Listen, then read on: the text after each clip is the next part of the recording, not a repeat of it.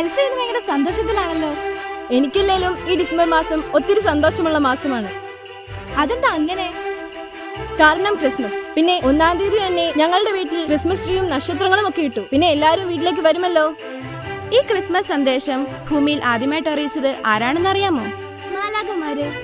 അത്യുന്നതങ്ങളെ ദൈവത്തിന്റെ മഹത്വം, ഭൂമിയിൽ സന്മനസ്സുള്ളവർക്ക് സമാധാനം. എന്താണ് ഈ സന്മനസ്? സ്വീകരിക്കുന്നതിനേക്കാൾ നൽകുന്നതാണ് സന്മനസ്. ജയിക്കാൻ വരുന്നിട്ടും തോറ്റു കൊടുക്കുന്നതാണ് സന്മനസ്. ചെറുതാകുന്നതും സന്മനസ്. ബലമുണ്ടായിട്ടും ബലഹീനനാകുന്നതാണ് സന്മനസ്. പുൽക്കൂട്ടിൽ നിന്നവരൊക്കെ ഇത്തരം സന്മനസ്സിന് ഉടമകളാണ്. ഓ, അപ്പോൾ മാതാവിന്റെയും ഔസിപിതാവിന്റെയും ആട്ടിടയന്മാരുടെയും പൂജരാജാക്കന്മാരുടെയും സന്മനസ്സുകളുടെ സംഗമവേദിയാണല്ലേ പുൽക്കൂട്.